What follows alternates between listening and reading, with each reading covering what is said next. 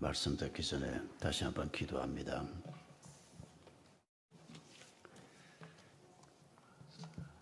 감사하신 주님, 저희를 오늘도 예배의 자리, 말씀의 자리로 인도해 주신 것을 감사합니다. 특별히 온 우주를 지으신 하나님께서 자기 백성에게 이런 복을 내려주겠다고 약속하신 생명의 말씀을 듣게 하시니 감사합니다. 이 말씀 앞에 저희 자신들이 어떤 마음을 가지고 있는지 점검해 보게 해주시고, 온 마음을 다해서 하나님께서 나와 내 자손들 천대에 이르도록 은혜를 베풀겠다고 말씀하신 그 은혜를 우리가 나의 것으로 누리고 기대하며 이 땅에서부터 하나님의 나라를 내 나라로 삼고 살 수 있는 자가 되게 해 주시옵소서. 이 시간 우리의 어두운 마음을 주님의 밝은 빛으로 비추어 주시고,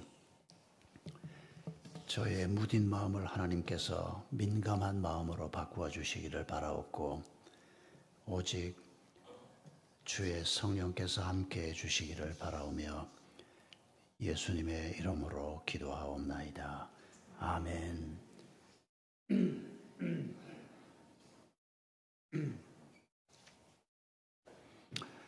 성도 여러분, 시편 128편 말씀은 성경 전체에서 하나님께서 성도에게 복을 주시겠다고 약속하신 말씀 중에서도 좀 특별한 말씀이라고 생각할 수 있습니다. 그 내용을 가만히 보면 가장들에게 어떤 복을 주고, 아내들에게 어떤 복을 주고, 자녀들에게 어떤 복을 주겠다, 이런 약속의 말씀이 들어 있습니다. 그리고 난 다음에 뒷부분에서는 이런 사람들이 결국은 시온이 복을 받게 되고 예루살렘이 복을 받게 되는 기초가 된다는 말씀을 하십니다. 시온, 예루살렘이 뭡니까? 바로 우리가 살고 있는 도시요, 우리가 속해 있는 민족입니다.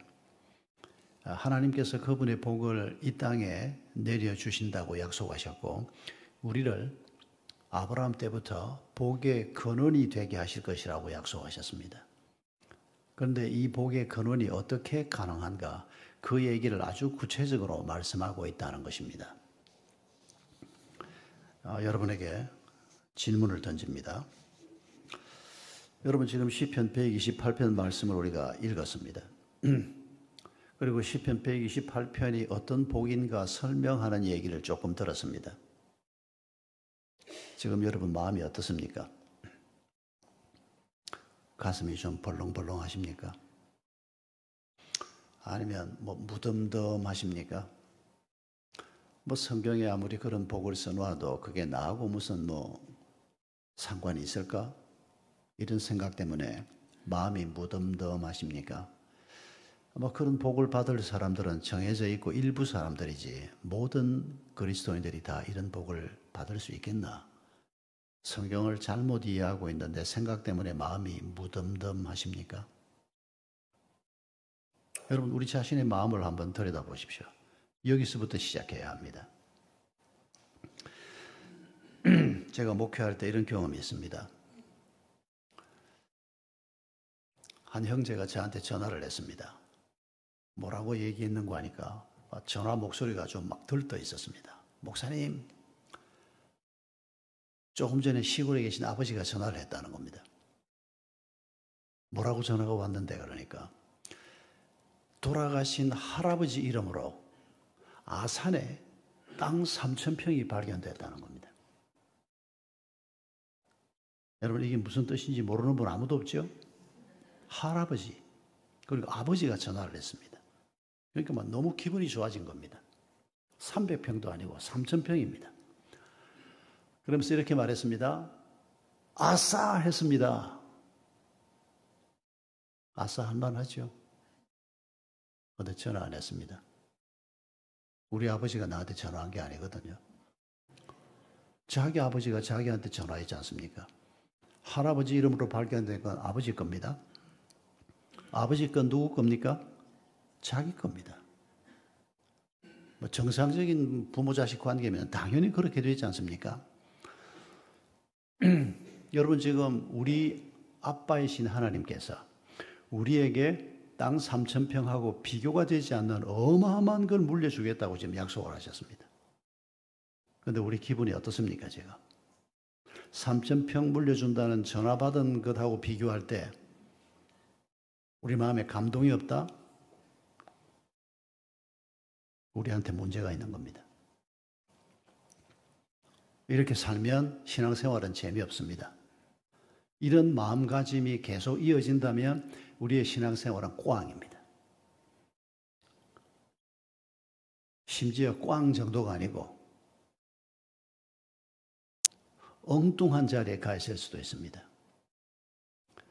그래서 여러분, 우리가 오늘 이 말씀을 하나님의 관점에서 바라보는 성도의 복을 우리가 생각할 때 지금 우리가 가지고 있는 마음 상태가 아니고 우리의 아빠 되신 하나님이 아빠라고 말씀하셨습니다. 그냥 아버지가 아닙니다. 아바마마는 더더군다나 아닙니다. 여러분, 아버지라고 하는 이 히브리식 표현은 정확하게 오늘 우리가 쓰는 아빠라는 단어입니다. 그런 아빠이신 하나님께서 능력이 없는 분이 아닙니다. 우리 아빠들은 그렇게 능력이 많지 않습니다. 우리 엄마들은 완전하지 않습니다. 그러나 우리 하나님은 어마어마하신 분입니다. 우리가 상상도 할 수 없을 정도로 엄청난 분입니다. 저는 하나님이 엄청난 분이라는 것을 가끔씩 좀 묵상하고 싶을 때 제가 모아놓은 천문학 자료들이 있습니다. 그걸 자주 꺼냅니다. 그걸 들여다보고 있으면 하나님이 이렇게 어마어마한 분이구나 하는 게 막 실감이 나기 때문입니다. 여러분, 한 150년 전만 해도 하늘의 별이 3,000개 내지 5,000개밖에 없는 줄 알았습니다. 그런데 천문학이 발달하면서 하늘의 별이 저것만 있는 게 아니고 어마어마한 별이 있고 이 하늘의 별 중에서는 이게 우리가 속한 은하수라는 게 있고 우리하고 아주 가까이 있는 안드로메다라고 하는 은하수가 또 있고 이런 것들이 지난 150년 동안 조금씩 발전되어 왔습니다. 지금은 하늘의 별이 몇 개나 있다고 여러분 아십니까?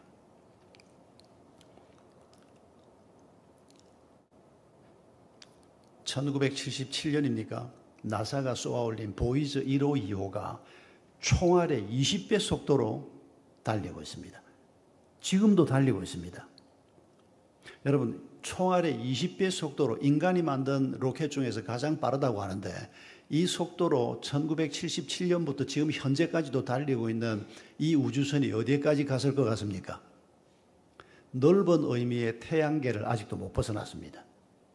태양계도 이제 좀 좁게 보기도 하고 넓게 보기도 하는데 넓게 보면 이 태양계가 제법 크단 말입니다. 제법이 아니죠. 아주 크죠. 그런데 1977년부터 지금 그렇게 빨리 달리고 있는데 겨우 이제 태양계 저 바깥쯤 가고 있습니다. 그런데 이 태양계 같은 별이 은하계 안에 몇 개나 있다고요? 숫자는 기억하실 필요는 없습니다만 수천억 개가 들어있습니다. 그게 은하계 하나입니다. 그런데 이런 은하계가 우주에 몇 개가 있다고요? 지금 현재 발견된 것만 해도 이런 은하계가 수천억 개가 있습니다. 그래서 지금 현대 천문학으로 발견한 우주의 크기가 어느 정도인가 하니까 빛의 속도로 달려서 지금 현재 발견된 이 우주 이쪽 끝에서 저쪽 끝까지 930억 광년입니다. 빛의 속도로 달려서 930억 년을 가야 지금 현재 우리가 발견하고 있는 학자들이 발견하고 있는 우주의 끝에서 끝까지 간다는 소리입니다. 그럼 그 바깥에는 뭐가 있을까요? 모릅니다. 지금 현재 굉장히 발달한 천문학이지만은 지금 현재로는 알 수가 없습니다. 그러면 거기가 끝일까? 그렇게 생각하지 않는답니다. 전문가들이. 여러분, 이런 걸 이 자료들을 통해서 읽다 보면 세상에 이 우주가 얼마나 큰지. 그런데 이 우주를 누가 만들었다고요? 우리의 아빠이신 하나님께서 만드셨다고 성경이 말씀하고 있습니다. 그런데 이런 엄청난 분이 이 보잘것없는 우리를 보고 우리가 예수 그리스도의 십자가와 그의 부활을 믿는다고 그 믿음 때문에 우리를 자녀 삼아 주시고 우리에게 어마어마한 복을 약속하고 있다는 겁니다. 그러니까 우리가 성경을 대할 때 이런 하나님의 말씀을 대하면 우리의 가슴이 뭐 벌렁벌렁 하는 건 아니라고 해도 우리의 마음이 하나님이 이런 복을 내게 약속하셨구나, 이런 기대가 우리의 마음에 있어야 한다는 겁니다. 그걸 먼저 우리 자신이 스스로 한번 점검해 보시면서 내가 이런 마음을 가지고 하나님의 말씀을 평소에 듣고 있는가, 읽고 있는가, 또 오늘 이 순간에도 이런 마음, 이게 바로 하나님의 관점입니다. 하나님의 마음으로 하나님이 바라보고 계신 것과 같은 관점으로 내가 지금 이런 것들을 바라보고 있는가, 이런 생각을 가지고 오늘 말씀을 함께 생각해 보겠습니다. 여러분, 지하철역에서 이런 안내 광고 들어보신 기억나지요? 열차가 들어옵니다. 그러면 멘트가 나옵니다. 성경 여러분, 열차가 들어오고 있습니다. 여러분의 안전을 위해서 노란색 안전선 바깥으로 서주시기 바랍니다. 이 멘트 많이 들어보셨죠? 그런데 이거 몇 년 전에 바뀌었습니다. 뭐라고 바뀌었는고 하니까 성경 여러분, 열차가 들어오고 있습니다. 여러분의 안전을 위해서 노란색 안전선 안으로 서주시기 바랍니다. 이렇게 바뀌었습니다. 어디가 바뀌었는지 발견하셨습니까? 전에는 바깥으로 서라 그랬는데 요새는 안으로 서달라. 이게 기사에 난 걸 제가 봤습니다. 몇 년 전에. 어떤 시민이 이 멘트를 듣다가 전에는 무심코 들었는데 그날따라 바깥으로 서달라. 내가 지금 이 노란선 안쪽에 서 있지 않습니까? 바깥으로 서달라. 그러면 어디로 서라는 겁니까? 내 입장에서 보면. 선로 쪽으로 서라는 얘기입니다. 이게 죽으라는 소리입니다. 그러면 바깥으로 서달라는 건 누구의 관점에서 얘기하는 겁니까? 열차의 관점에서 얘기하는 겁니다. 열차가 이렇게 쭉 들어가는데 보니까 사람들이 서 있습니다. 노란 선이 있습니다. 바깥으로 좀 서세요. 열차의 관점입니다. 이 승객이, 이 시민이 이 사람들이 멘트가 잘못됐는데 나도 몰랐고 너희들도 모르고 이 멘트를 맨날 썼구나. 그래서 편지를 썼답니다. 지하철 공사에. 당신들이 좋은 지하철 공사가 되려고 하면 당신들은 시민을 위해서 존재하는 건데 멘트도 시민의 입장에서 멘트를 해야지, 시민을 보고 바깥으로 서라 그러면 지금 선로 쪽으로 서라는 소리 아니냐. 이건 잘못된 거다. 바꿔야 된다. 지하철 공사가 이 편지를 받고 멘트를 바꾸었다는 겁니다. 굉장히 중요한 문제입니다. 여러분, 좋은 지하철 공사가 되려고 하면 승객의 입장, 시민의 입장에서 문제를 볼 줄 알아야 합니다. 여러분, 좋은 교사가 되려고 하면 학생의 입장에서 문제를 볼 줄 알아야 합니다. 좋은 배우자가 되려고 하면 내 입장만 고집하는 사람은 절대 좋은 배우자가 될 수가 없습니다.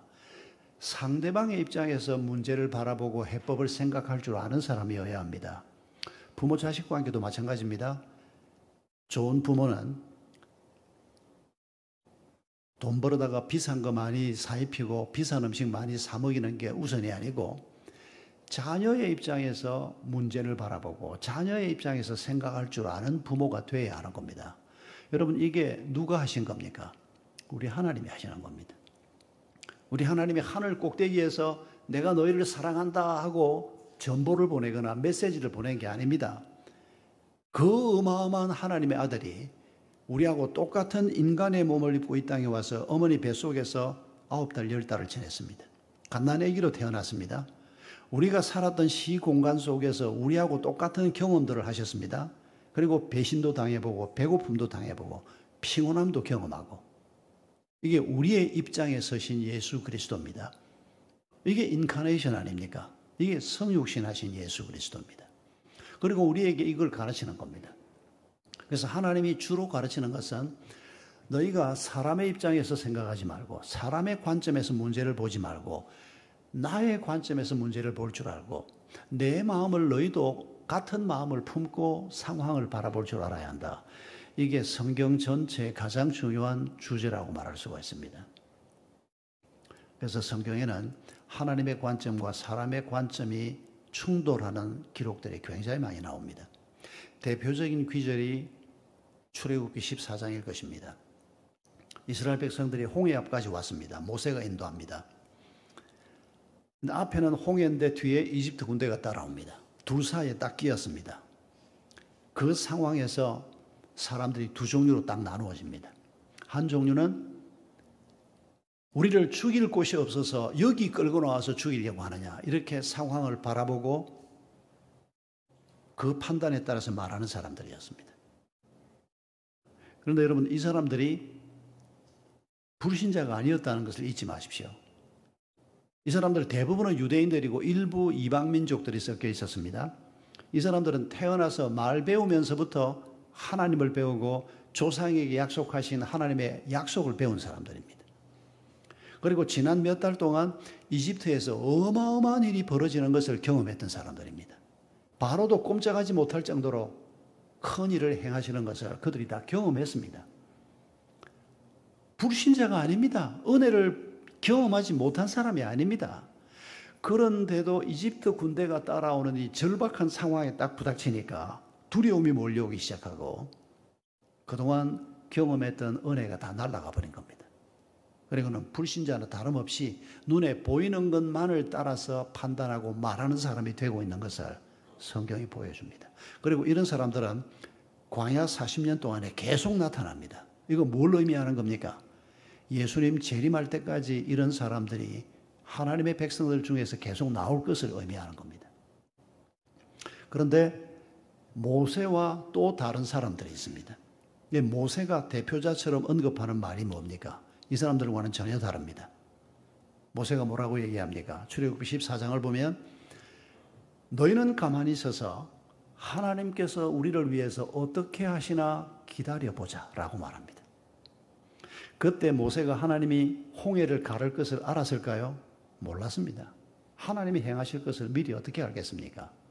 그러나 모세가 알고 있는 게 뭡니까? 살아계신 하나님을 알고 있습니다.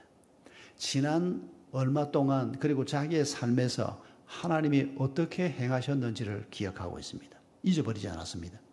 그리고 하나님의 약속을 기억하고 있습니다. 하나님이 가나안으로 우리를 데려간다 하셨다. 거기에서 모든 민족 위에 가장 뛰어난, 신명기 26장 1절에 있는 약속입니다. 모든 민족 위에 가장 뛰어난 사람들이 너희가 되도록 하겠다. 이 약속을 실현하실 분이라는 것을 그는 믿고 있습니다. 이런 믿음을 가지고 지금 그 상황을 보니까 하나님이 어떻게 하실지는 모르겠습니다. 그러나 분명히 하나님이 여기서 죽일 리는 없습니다. 그래서 그 믿음을 가지고 보이지 않는 것을 보는 겁니다. 길이 보이지 않습니다. 그러나 길이 보이지 않다고 해서 길이 없다고 판단하는 게 아니라는 겁니다. 보이지 않지만은 길을 보고 있는 겁니다. 들리지 않지만은 하나님이 아무 말씀도 안 했지만은 듣고 있는 겁니다. 지난 약속을 통해서. 그리고 그 약속이 어떻게 성취가 돼가고 있는지를 경험하면서 오늘 우리에게 하나님이 바로 이런 관점을 요구합니다. 이런 태도를 우리에게 요구합니다. 여러분, 이걸 우리가 죽는 날까지 배워야 합니다. 우리가 돈도 벌어야 하고 집도 사야 하고 애들 교육도 시켜야 하고 할 일이 참 많지만은 어떤 일보다도 우리가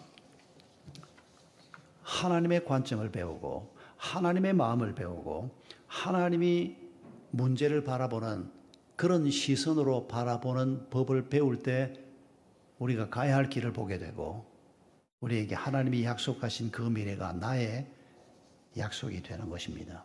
여러분, 이런 관점에서 시편 128편을 간략하게 다시 한번 살펴보십시다.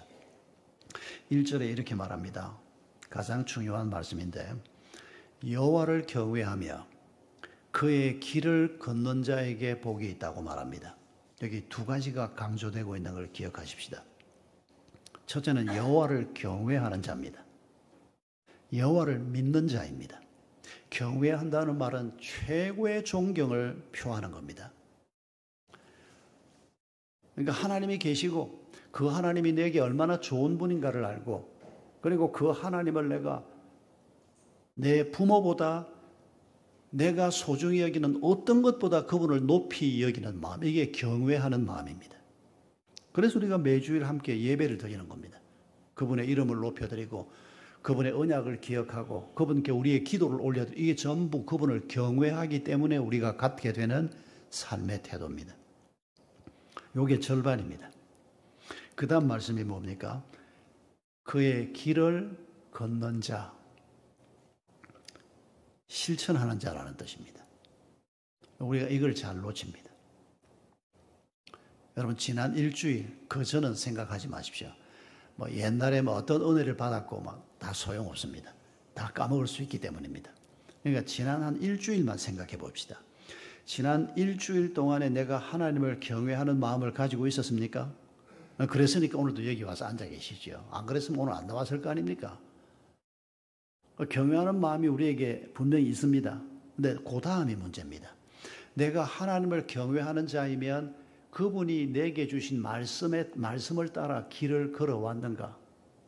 지난 한 주간 동안 정직하게 살려고 씨름하셨습니까? 다 성공하지는 못했더라도 내가 하나님의 말씀을 따라 살아야 한다. 그게 내게 가장 복된 길이다. 그게 우리 아이들에게도 가장 복된 길이다. 그 확신을 가지고 우리가 그의 길을 걸어왔습니까? 그러면 하나님께서 이 시편 128편에서 말하고 있는 모든 복을 너와 너의 자손들에게 주겠다는 겁니다. 그리고 너희 가정이 이렇게 복을 받을 때 이런 가정들 때문에 시온이 복을 받고 예루살렘이 복을 받고 이걸 오늘 우리에게 적용하면 우리가 이렇게 복을 받으면 용인시가 복을 받고 경기도가 복을 받고 대한민국이 복을 받고 열방이 복을 받는다는 겁니다. 우리가 복의 근원이기 때문입니다. 여러분, 믿음과 실천은 이게 분리되어 있는 게 아닙니다. 하나입니다. 그런데 우리가 이걸 분리시키는 경우가 참 많습니다. 제가 석 달에 한번 혈압약 타러 병원에 갑니다. 그러면 우리 교회 최 장로님이 이제 제 주치의인데 잔소리가 얼마나 많은지 모릅니다. 체중을 자꾸 줄이래요. 제가 괜찮은데 조금만 줄이면 될 것 같은데 의사가 말하는 대로 제 몸매를 맞추려고 하면 지금 여기에서 한 10kg를 줄여야 됩니다. 그래야 줄이란 말 안 할 겁니다. 목사님 음식은 맛이 없을 정도로 심심하게 먹어야 됩니다. 그 말도 귀에 못 닥지가 않도록 합니다. 내가 교회에서 그런 대화를 주고받으면 아이고 최 장로 좀 그만해라 이럴 겁니다. 나이가 한 20살 차이가 나니까. 근데 의사 선생님 아닙니까? 저는 환자로 가서 앉아 있는 거고. 그러니까 원장실에 딱 마주 앉아 있으면 제가 예, 최 장로님 알겠습니다. 그러다가 나옵니다. 그 말이 너무 옳은 말이고 그 말이 저 건강을 위해서 꼭 해야 될 말이기 때문에 찍소리 안 하고 제가 아무리 어린 교인이라도 예, 최 장로님 알겠습니다. 예, 노력하겠습니다. 자기도 좀 짜증이 나겠죠. 석 달 전에 6개월 전에 그렇게 말했는데 똑같은 몸무게 그래도 제가 더 늘지는 않았습니다. 여러분 체중을 줄이려고 하면 어떻게 해야 되는지 모르는 분 중에 한 분도 없습니다. 혹시 이렇게 생각하는 분 있습니까? 이 운동을 해야 되는데 운동은 잘 못하니까 손흥민이 축구 경기를 밤마다 한 2시간씩 보고 3시간씩 보고 일주일을 계속 보고 그러면 체중이 좀 줄까요? 말도 안 되는 소리라는 걸 우리가 다 알고 있습니다. 그런데 이렇게 말도 안 되는 짓을 우리가 신앙생활에서 하고 있다는 겁니다. 여러분 마태복음 7장에 보면 하나님의 말씀을 대하는 우리의 태도에 대해서 집을 짓는 것에 비유하면서 말씀하고 있습니다. 인생의 집을 모래 위에 짓는 사람이 있고 인생의 집을 반석 위에 짓는 사람이 있는데 모래 위에 집을 짓는 사람은 말씀을 안 듣는 자? 아닙니다. 듣는 자입니다. 말씀을 듣고 말씀을 거룩에 대해서 성령에 대해서 성령의 열매에 대해서 옆에 사람하고 얘기도 하고 부부간에도 얘기하고 말씀을 나누기도 하고 떠올리기도 하고 노래도 부르고 말씀을 많이 듣고 누리고 있는 자입니다. 그런데도 하나가 빠지면 모래 위에 집을 짓는 자입니다. 집을 모래 위에 짓는 게 아니고 반석 위에 짓는 자는 말씀을 듣고 뭐 하는 사람? 실천하는 사람. 여러분 이게 이렇게 중요한 일입니다. 그런데 그게 그렇게 어려운 얘기가 아니지 않습니까? 체중 줄이려고 하면 운동 막 손흥민이 공 잘 차, 요새는 좀 시원찮습니다만은 그거 얘기하는 거 가지고 안 됩니다. 아무리 많이 봐도 안 됩니다. 그 운동이 내 운동이 돼야 합니다. 말씀도 꼭 같습니다.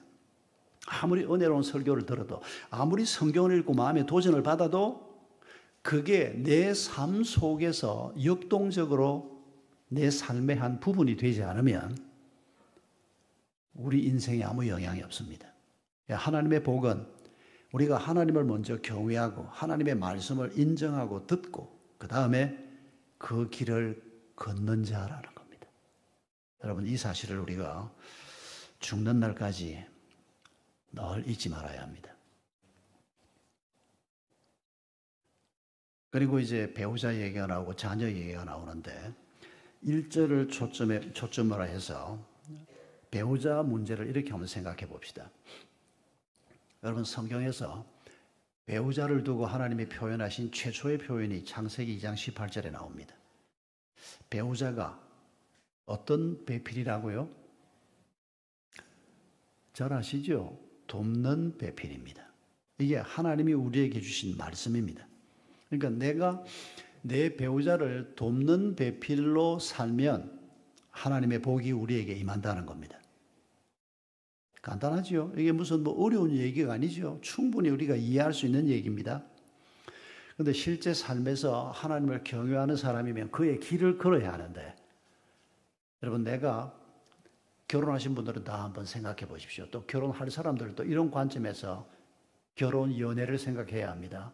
내가 어떤 사람을 만났을 때, 그리고 지금은 이제 배우자가 있는데, 내가 이 사람을 놓고 내가 돕는 배필이 되려고 하는지, 아니면 바라는 배필로 살고 있는지, 여러분, 둘 중에 어느 쪽입니까? 섞여 있겠지요. 어떤 때는 좀 돕는 사람이 되고 어떤 때는 바라는 배필이 되는데, 그러나 우리가 판단해 볼 수 있습니다. 내가 바라는 게 더 많은지 돕는 자가 되고자 하는 마음이 더 많은지. 여러분, 하나님의 말씀은 단순합니다. 내가 내 아내에게, 내 남편에게 하나님 때문에 내가 돕는 자가 되고자 하는 마음을 많이 가지면 가질수록 내 가정에 하나님의 복이 임할 겁니다. 근데 우리는 이렇게 생각하는 게 아니고, 돈 많이 벌어오면 복이 임할 거니까 하나님 돈을 많이 주세요. 당신은 그리스도인이 아닐 가능성도 있습니다.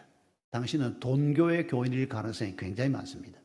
돈을 하나님만큼이나 중요하게 생각하니까 하나님이 복을 주려고 그러면 돈을 주세요. 이거 우리가 별 깊이 생각하지 않고 이런 기도도 하고 이런 말도 합니다만은 잘 생각해야 합니다. 그래서 예수님께서 만몬과 하나님을 동시에 섬기지 못한다고 말씀했지 않습니까? 근데 우리는 하나님을 섬긴다고 하면서 돈이 중요한 걸 아는 것까지는 문제가 아닙니다. 돈을 달라고 기도하는 것도 문제는 아닙니다. 그런데 우리가 그 돈의 영향력을 너무 과대평가하는 겁니다. 돈은 할 수 없는 게 많습니다. 돈은 침대를 사줄 수 있어도 잠을 사주지 못합니다. 돈은 음식을 사줄 수는 있어도 입맛을 사주진 않습니다. 돈은 책을 주는 건 가능하지만 지혜를 사주진 않습니다. 이 모든 것들은 하나님만 우리에게 주실 수 있는 겁니다. 그런데 우리가 돈을 너무 과대평가하면 하나님 다 놔두고 그냥 돈 주시면 됩니다. 내 아이에게 복을 주시려고 하면 다 그만두고 하나님 좋은 대학 가게 해주면 됩니다. 여러분, 이게 얼마나 하나님 앞에 교만한 발상인지를 잘 기억해야 한다는 겁니다. 그래서 지난 일주일 동안 내 부부 사이에 내가 이 사람을 돕는 자로 말하고 돕는 자로 가정생활을 했는가, 이거 판단해 보시라는 겁니다. 만약에 돕는 자라는 마음조차도 없었고 이런 표현도 해보지 못했으면 당신은 지금 그리스도 밖에 있을 가능성도 있습니다. 그리스도 안에 있다는 말은 주님을 경외하고 그분이 인도하는 그의 길을 따라가는 것을 우리가 신앙생활이라고 얘기하는 겁니다.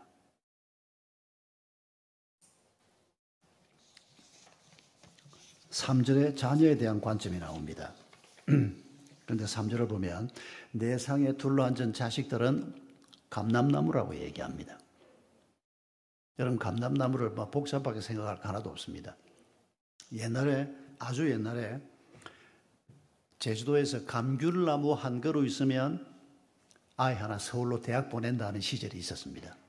저희들이 어릴 때 얘기입니다. 그때는 감귤 하나가 엄청 비쌌습니다.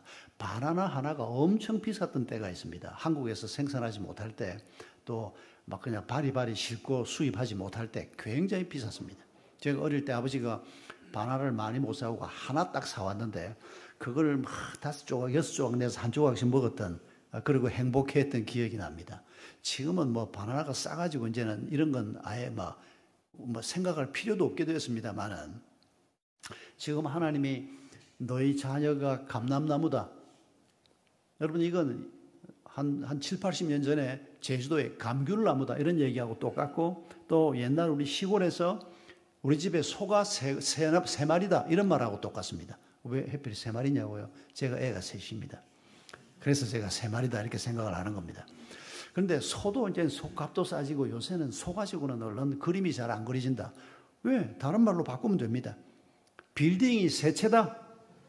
확실합니까? 하나님이 그렇게 말씀하고 있는 겁니다, 지금. 감람나무는 열매 따서 팝니다. 잎 따서 팝니다.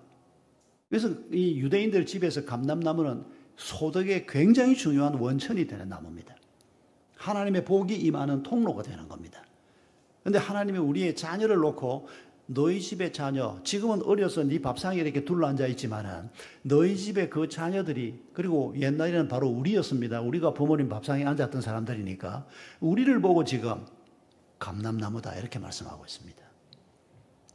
이게 하나님이 우리의 자녀를 바라보는 관점이고 우리를 바라보는 관점입니다.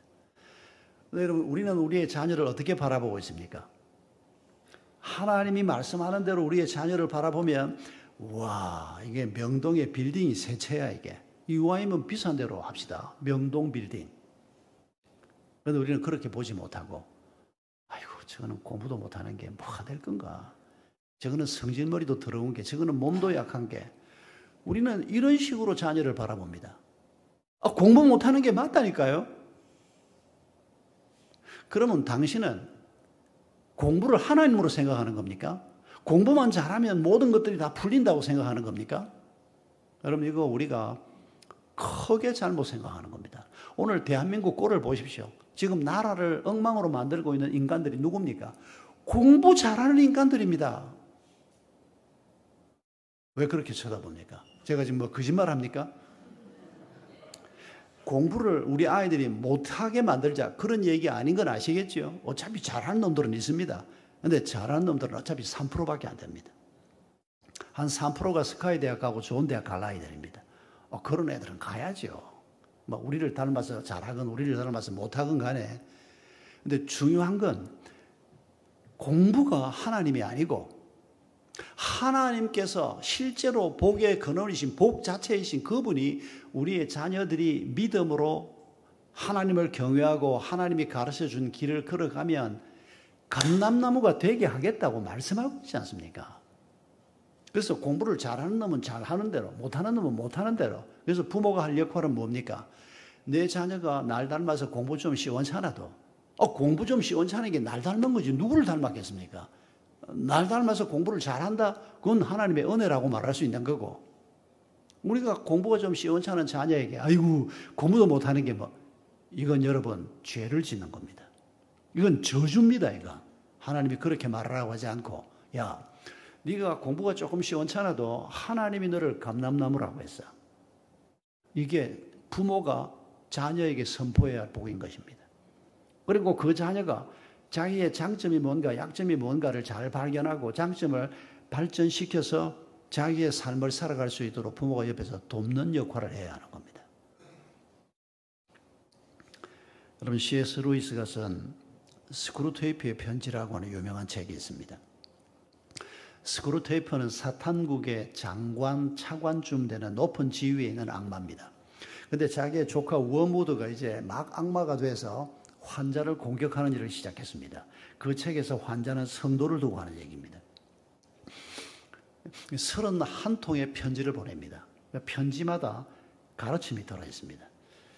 그런데 18번째 편지에서 스크루테이프가 조카에게 뭐라고 얘기하는 거 하니까, 너는 환자들에게, 성도들에게 인생은 각자 도생하는 거라고 가르쳐라. 사물도 어차피 지 혼자 존재하는 거고, 인간도 부모도 있고 형제도 있지만 결국 외로운 삶을 사는 거고, 각자 도생하는 거다. 그리고 이 땅에서 존재하려고 하면, 살려고 하면 이런 사물도 이 공간을 차지하고 있다는 말은 뭔가를 밀어내고 이 자리를 차지하고 있는 것이다 라고 가르쳐라. 그리고 인간도 내가 존재하는 것은 가만히 있으면 내가 먹히게 되고, 어차피 인간은 경쟁하면서 살아야 하는데 내가 먹히지 않으려고 하면 내가 먼저 삼켜야 하고, 이런 인생을 살도록 가르치면, 그래서 그 속에서 피를 튀기면서 살면 아버지 나라에, 사탄의 나라에 잘 들어오게 될 것이다. 이런 걸 얘기하고 있습니다. 그러면서 이어서 이렇게 얘기합니다. 그런데 우리의 원수는, 사탄의 원수가 누굴까요? 예수 그리스도입니다. 이놈의 책에서 원수, 우리 주님을 계속 그렇게 부릅니다. 그러나 C.S. 루이스가 읽기 좋으라고 재미있게 쓴 건데, 우리의 원수 예수 그리스도는 이렇게 말한다. 인간이 각자 도생하는 게 아니고 우리는 다 연결되어 있다. 우리는 다 하나다. 우리는 경쟁하고 먹고 먹히는 관계에 있는 게 아니고 우리는 서로 사랑하고 섬기는 관계가 되어야 하고, 그렇게 해서 우리 모두는 다 함께 행복해질 수 있다고 우리의 원수 예수는 말한다. 사람들이 그런 생각을 머리에 넣지 못하게 해라. 여러분, 사탄의 철학을 따라 살 것인가, 주님의 철학을 따라 살 것인가를 결정해야 하는 겁니다. 그런데 놀랍게도 아까도 우리가 생각했습니다마는 하나님의 공동체에 들어와 있으면서도 사탄이 준 철학이 머릿속에 가득 들어있는 사람들이 꽤 있다는 겁니다. 이거 빨리 바꿔야 합니다. 이제 5년, 10년, 20년 신앙생활을 하는데도 제대로 훈련받지 못하고 제대로 묵상할 줄 모르고 설교 들을 줄도 모르고, 그래서 이 사탄의 철학보다는 세상을 통해서 받는 사탄의 철학이 하나님의 철학보다 더 많이 마음속에 남아있을 때 우리는 사탄의 밥이 될 수밖에 없습니다. 그리고 결국은 사탄의 집에 가서 앉아있을 가능성도 있다고 성경은 말하고 있습니다. 여러분, 우리가 성경이 우리에게 가르쳐주는 대로 하나님의 관점으로 바라보고, 그래서 하나님이 주시는 말씀을 따라 우리의 길을 걷는, 그렇게 길을 걸어갈 때 이 땅에서 가장 아름다운 존재가 될 것입니다. 제가 6년 전에 암 수술 받고 한 4년 땡겨서 은퇴를 했습니다. 그리고 5년을 잘 놀았습니다. 그때 딱 우리 드림이 항상교회가 시작될 때입니다. 제가 바로 이웃에 있었으니까. 6년 전에 제가 이제 암 수술을 받고 2018년에 암 수술을 받았고 2019년에 제가 은퇴를 하고 5년을 참 잘 놀았습니다. 건강은 잘 회복이 돼서 뭐 운동하고 성경 읽고 책 읽고 사람들 만나고 정말 잘 지냈습니다. 김영석 박사님 말 맞다나 제 인생의 황금기가 그때부터 시작이 됐습니다. 목회할 때는 그러면 뭐였냐? 황금기는 아니었습니다. 뭐 열심히 했고 뭐 분리개척교회도 몇 번 하고 학교도 뭐 분당에 뭐 용인에 동탄에 학교도 3개 세우고 그 학교들이 지금 다 잘 되고 있지만은 제 자신의 삶은 하나님 앞에 늘 죄송한 게 참 많았습니다. 뭐 일에 찌들려 가지고 뭐 집사람한테도 참 미안한 게 많았고 자녀들한테도 미안한 게 참 많았습니다. 근데 이제 은퇴를 딱 하고 나니까 건강은 문제가 없으니까 정말 자유롭게 뭐 읽고 싶은 책 읽고 5년을 잘 지내고, 하나님 앞에 너무 죄송해서 하나님 이제 건강도 회복시켜 주셨는데 뭐 아직 데려갈까, 아니면 뭐 하나님이 부르시는 곳이 있으면 어디든지 보내주십시오. 가서 섬기겠습니다. 그 기도를 제가 코로나 끝날 때쯤부터 한 2년 동안 했습니다. 아무 데서도 오라 그러는 데가 없었습니다. 그냥 뭐 와서 한번 설교해 주십시오. 뭐 강의 한번 해 주십시오. 이런 정도였지.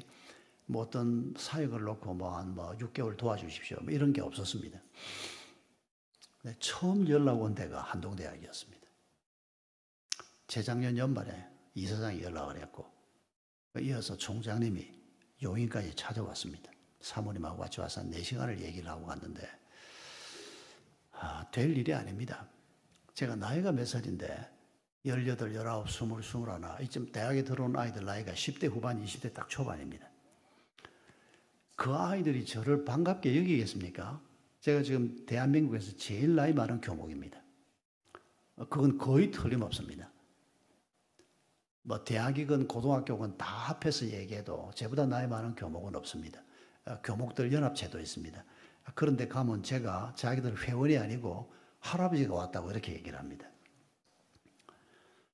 하나님이 부르시는구나. 왜냐하면 제가 2년 동안 기도했는데 아무 데서도 오라 그러는데 여기 오라 그러는데 겁나고, 왜냐하면 대학을 제가 경험해 보질 못했지 않습니까? 총장님이 보기는 참 좋은 분인데 이분이 내 보스인데, 근데 정작 내가 부하 직원으로 들어가면 이 양반이 어떻게 할지 그것도 겁나기도 하고, 학생들도 두렵고 소통이 안 될까 봐서. 근데 하나님이 가라 그러시는데 어떻게 안 갑니까? 가기로 결정을 했습니다. 근데 그때 제 마음은 정확하게 20대 때 논산훈련소 끌려갈 때 심정이었습니다. 안 갈 수는 없고 피할 수도 없고. 근데 지금은 전혀 달라졌습니다. 가서 한 2, 3주 지나면서 하나님이 이런 영광스러운 자리에 나를 보냈구나. 그래서 너무 감사하고, 뭐 제 친구들은 제가 부러워서 죽으려고 그럽니다. 뭐 제 친구들이 다 은퇴했지 않습니까? 제 주변 사람들이 하나같이 그렇게 얘기합니다. 다른 것 때문이 아닙니다. 뭐 월급이 많으냐? 아닙니다. 그런 문제가 아닙니다. 얼마나 의미 있는 일에 하나님이 저를 보내주셨는가. 그걸 제가 생각할 때마다 너무 감사하고, 이 학교를 위해서 내가 할 수 있는 모든 걸 다 해야 되겠다.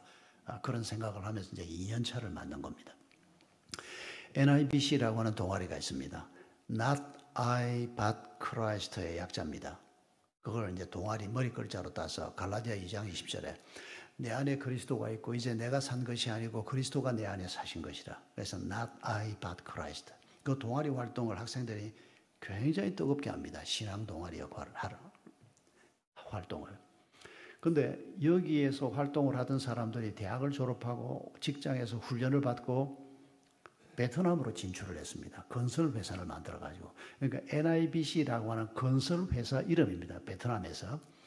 한동 출신 학생들이, 청년들이 이걸 만들어 가지고 어떤 비전을 가졌는가 하니까 베트남에 가서 돈 많이 벌어서 선교운동 열심히 하자. 그보다 더 큰 비전입니다.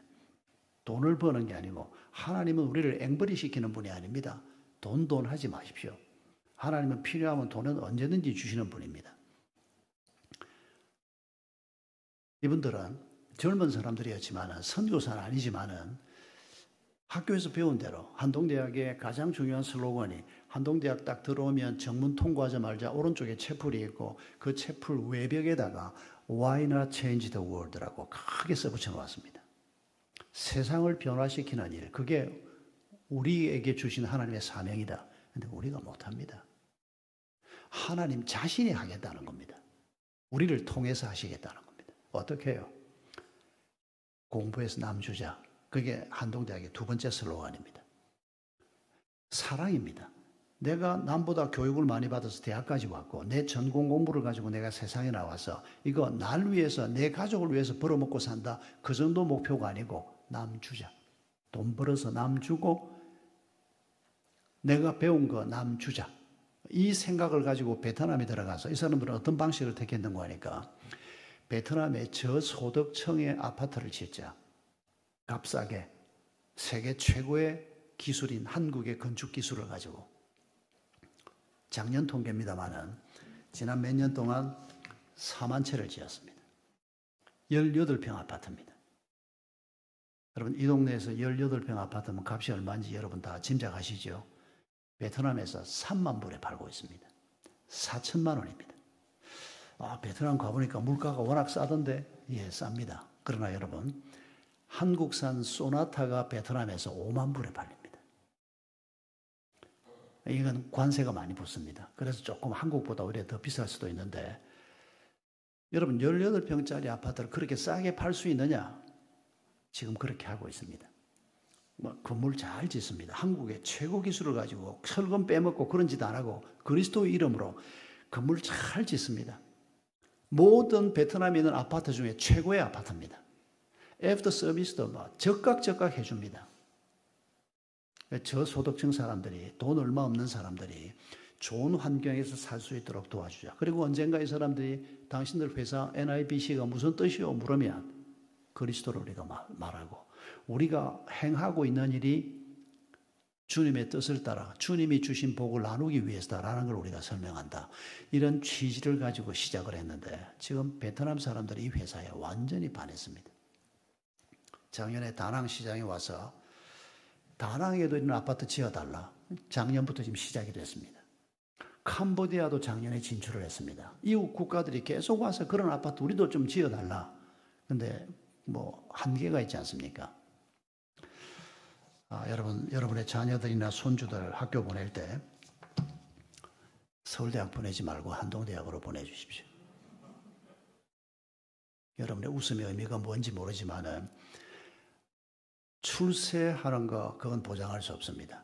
돈 많이 버는 거 그것도 보장할 수는 없습니다. 그러나 정말 하나님을 경외하고 하나님의 길을 걷는 자로 우리의 자녀들이 살기를 원한다면 한동대학으로 보내주십시오. 교수들이 정말 애쓰고 있습니다. 150명 교수들이 한 사람이 30명을 목회를 합니다. 그 아이들 개인 면담 다 하고 매주 만나고 실제로 목회를 하고 있습니다. 얼마나 교수들이 헌신하는지 모릅니다. 그리고 매주 채플 모이고, 제가 하는 주사역은 채플입니다. 교수 채플 설교하고 학생 채플 설교하고 대학원 채플 설교하고, 그게 제일 중요한 사역인데 온 학교가 정말 기도하면서 정성을 다해서 하나님을 경외하고 그의 길을 걷는 자를 키우기 위한, 그리스도인을 키우기 위한 그런 학교가 되기 위해서 정말 몸부림을 치고 있습니다. 대한민국의 많은 기독교 대학들은 형식적으로는 이 씨름을 하고 있는데 사실상 포기한 학교가 대부분입니다. 대학에 입학한 아이들을 전공 공부 가르쳐서 좋은 직장 잡아서 보내는 것, 그것 외에 이 아이들의 인격의 변화, 영적인 변화를 시도한다. 이게 너무 힘든 과제이기 때문에 학교가 포기하고 그냥 형식적으로 채플 정도 하는 이런 경우가 대부분입니다.